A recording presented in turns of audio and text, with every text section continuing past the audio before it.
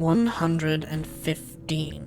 Vault-Tec did not drop the bombs. It makes zero sense for them to do so, and we were told explicitly who did it in Fallout 2 by the pre-war government. And given President Richardson had not lied about anything else, it seems unreasonable to assume he would lie about this in particular, especially when it makes perfect sense that China might escalate the war, given they face an existential crisis. This is literally the only scenario where military doctrine of a nuclear nation such as America or Russia would permit a launch. The fact is supported by creators such as Tim Kaine, who have gone on record to say that the Chinese dropped the bomb first because of the development of biological weapons by the US government. Nuked is bio weapons were illegal, and somehow China found out we were doing FEV, and they're like, you have to stop it, and we went, okay.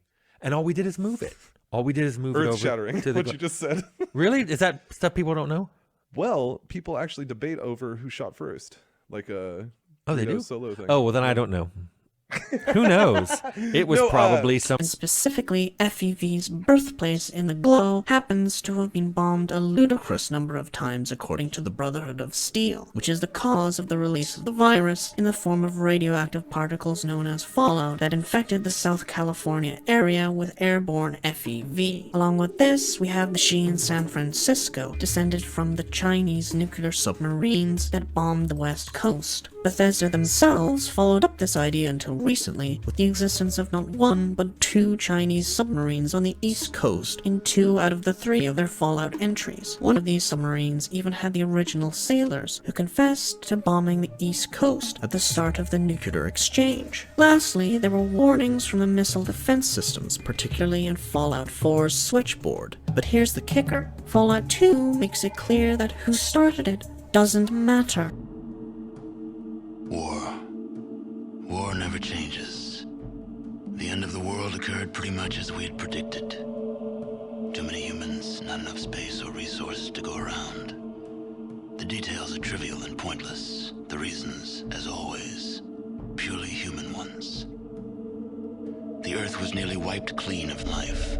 The point, to reference Tim Kaine again, is to explore the politics of a post-apocalypse. It's good that they had an answer to this question, but nevertheless, it wasn't something that had any narrative relevance. What does it matter to the Brotherhood of Steel, or NCR, or Caesar's Legion, or New Vegas, as to which dead nation fired first? It's not the bombs that matter, it's the fallout. We had our answer in the opening of Fallout 1, and again repeated in Fallout 2. War never changes. Nuclear apocalypse is the end point of humanity so long as they continue such reckless violence against their fellow man. It's why factions die out, and it's why you, the player, are given so many peaceful options for resolutions in the game. But now, this putrid waste has taken away the very essence of Fallout and bastardized it, subverted it, and contradicted the very authors of this work by changing the meaning of War Never Changes being about the violent history of mankind, ultimately leading to the natural conclusion of self-destruction to Vault-Tec needs a return on investment because Vault-Tec's evil.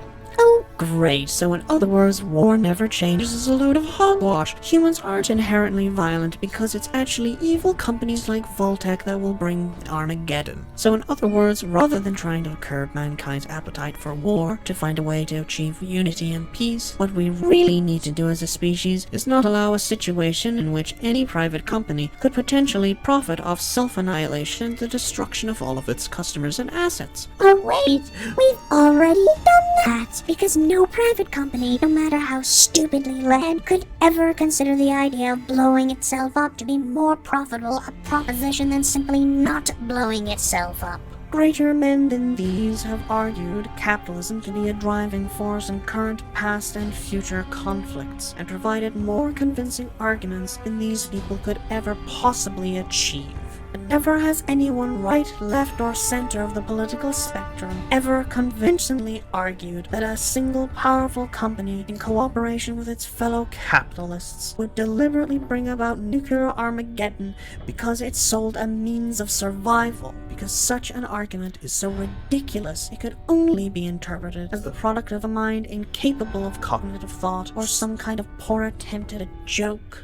This idea is something impossible in the Fallout universe. It is a retroactive decanonization of previously established lore. It is, to put it very simply, a retcon. Mind you, not even an original retcon. This idea was originally put forward for the Fallout movie, in which the man who started the war was none other than the Vault 13 overseer of all people, which along with other ridiculous ideas led to the cancellation of this rancid script, as clearly ZeniMax of all companies was led by gentlemen with more faith in humanity than Microsoft. These were better times for media when we demanded quality, not distraction. Wagner, Geneva, and Nolan, by writing a retcon into Fallout that destroys the very concept behind this franchise in an unwitting act of self-destruction, you yourself provide a more convincing argument for what will bring the downfall of our entire species than any philosopher, writer, or game developer could possibly hope to create. Bravo!